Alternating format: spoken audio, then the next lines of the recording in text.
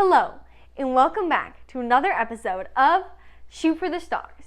Today, we will be interviewing a special guest from Poland in the 1500s. Please welcome to the stage one of the world's most famous astronomers, Nicholas Copernicus.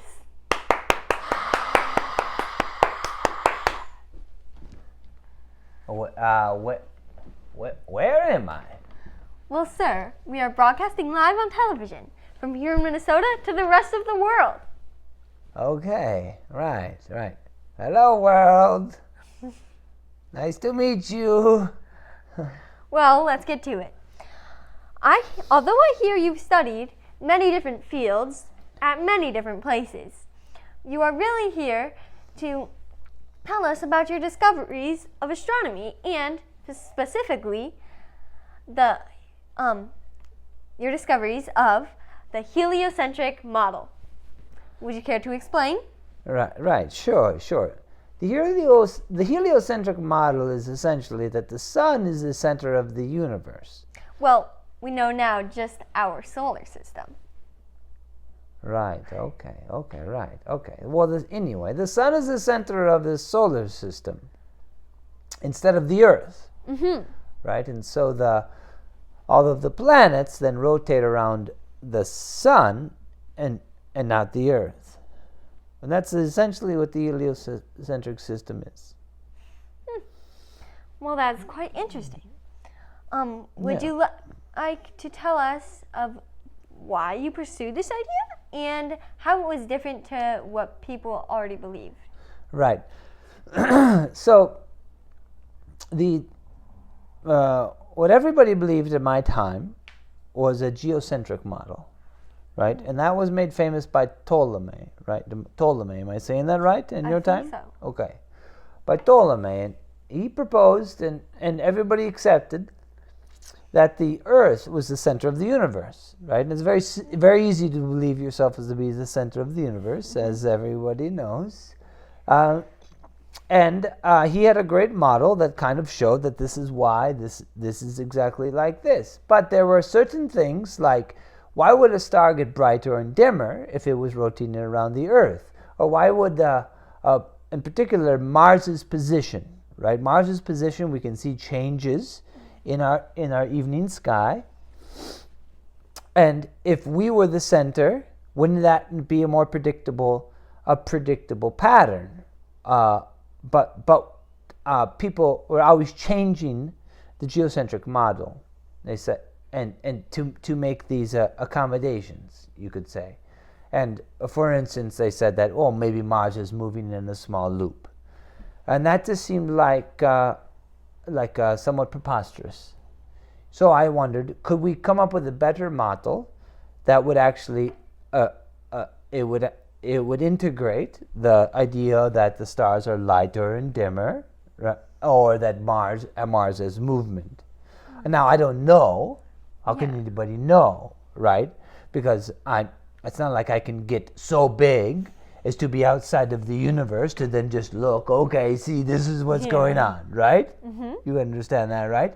So like any mathematical, which is essentially a mathematical discovery, in mathematical discovery, you have a model. You do your formulas, and you model it out. And my model, I think, felt quite good. Yes, I very much so agree to that. And Okay. Did you write a book about this? How was everybody supposed to know of your amazing new discovery? Well, thank you for calling it amazing. It was amazing to me. Yeah. And all discoveries are amazing. I was quite reluctant to write a book about it because you can imagine, okay, hey, I got this big new idea about it. This is how everything works, right? Mm-hmm. So, but I had a friend who's also a mathematician, and he said, hey, Nicholas, you must write a book. So I was like, okay, I will write it all out. I'll write out my model. I will put myself out there, right? It's a great vulnerability to put myself out there. So finally, I wrote the book. It was only 1 month before I died. 1 month that it was finally published, and I could read my own book. Wow, that's very moving. Well, how did people react to this new book? Did they believe you? Did they think it was cool? Or did they just get mad or angry that you had this new weird thing? Right. Like you expected. It's difficult. Change is difficult for all Yeah. people, right? I imagine that's still true in your time. Change is difficult. And there's a lot of things wrapped up in astronomy. And so, for instance, to say that the Earth is not the center, to say the sun is now the center, it has philosophical repercussions, it has theological repercussions. And so when you mess with people's worldview, they tend to not like it, right? So I think initially it was quite negatively received, and that people felt quite negative about it. But my models seem true. And it appears from this interview and what I've observed in my short time here. Oh, you have a cute puppy dog. Yes, That's so yes. great. My time here, that people have actually accepted this model as reality. Is that true? That is very true. Well, sir, your discoveries have changed how people think and the world itself, although it's really all stayed the same. Well, it has opened our eyes to many new discoveries of how our solar system works and the heavenly bodies moving around the sun that we now know, and our own atmosphere that keeps us from flinging off the Earth as it rotates. And naughty little dog. It's okay for a dog to be in the... Oh, he's messing with the camera. What are you doing, little dog? You get out of here. This was true in my time as well, that you have these dogs and they walk around and they make a mess of everything, but you love them so much because they're your dog. Anyway, what were you saying about you felt like this discovery was so great for your time, for Yes. people everywhere? Well, yeah, but it did take a while for people to adjust to this new method of our solar system.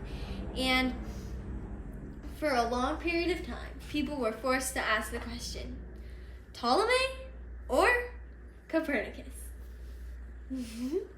Well, thank you for watching this today's episode of Shoot for the Stars. I hope to see you next time. Goodbye. Goodbye, everybody.